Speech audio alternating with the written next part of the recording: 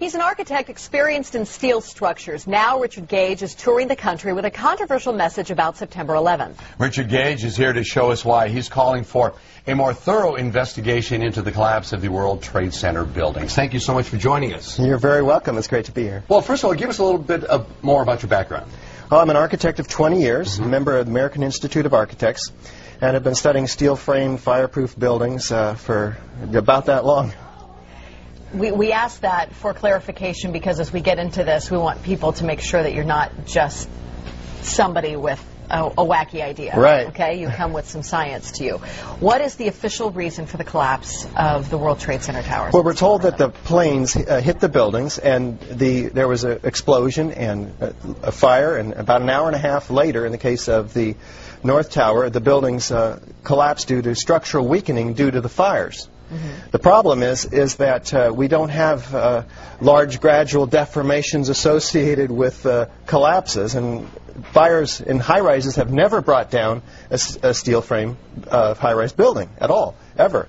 And what we have, unfortunately, is the evidence in the Twin Towers and the third skyscraper to collapse that day, which most people don't know anything about it. We have the evidence of the 10 key features of controlled demolition.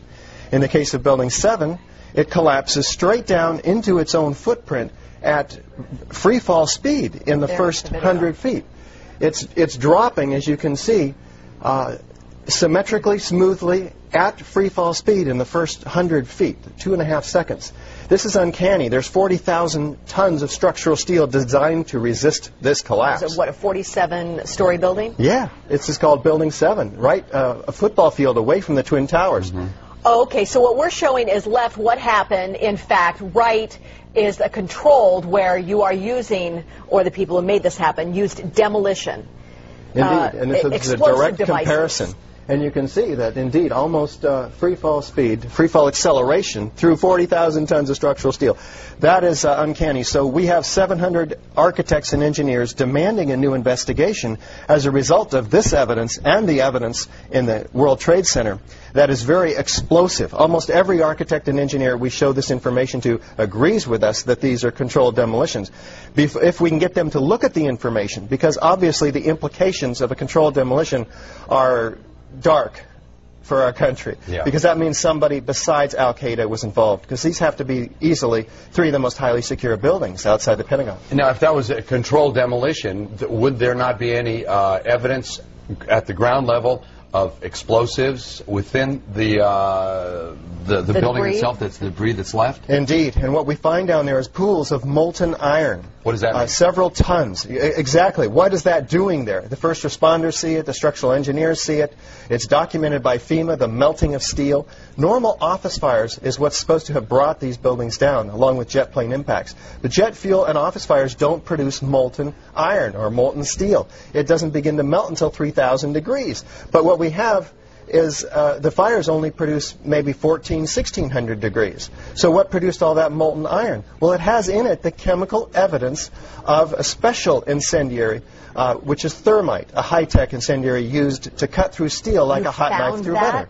Indeed, in all of the dust throughout lower Manhattan, we have a 4 to 6 inch thick layer of this dust, and throughout it we have evidence of tiny spheres, billions of them, several tons of previously molten iron. Well, how does that happen? If you have molten iron, the byproduct of thermite is molten iron, and it's dispersed throughout all of this dust. Now, you are allowed to go in and get samples and examine it? Oh, there's plenty of dust. A lot of people have this dust, and 4 of these samples have been sent to physicist Stephen Jones, formerly of Brigham Young University. And they find in it not only these spheres, which others have found too, USGS, R.J. Lee, doing toxicological studies. These spheres have iron, aluminum, fluorine, manganese, very unusual elements associated only with thermite. And there's small chips of unignited thermite as well. This is very high-tech thermite, nanothermite. It's not found in a cave in Afghanistan. It's produced in very sophisticated Defense Department contracting laboratories. Okay, well, we have an enemy here. That the finger has been pointed to, that it was the work of Al-Qaeda. This was the work of Osama bin Laden, at least to get the planes all going into the buildings and into the field in Pennsylvania and into the Pentagon. Is there no way that they then could still be the enemy that placed those in the buildings first and then did the incendiary device via a plane second? Right. Well, what you have to ask is who had access to the buildings? Did Al-Qaeda have access to these highly secure buildings?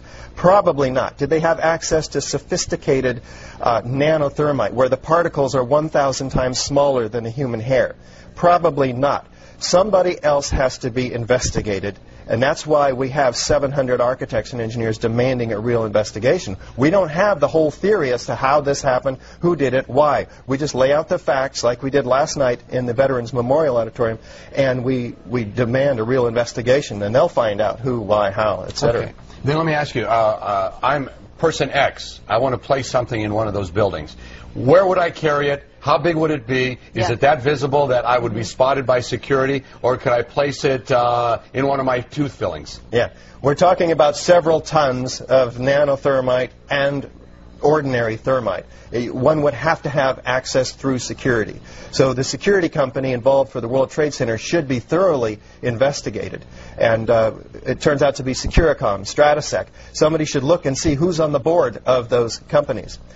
Some very interesting individuals turn out to be.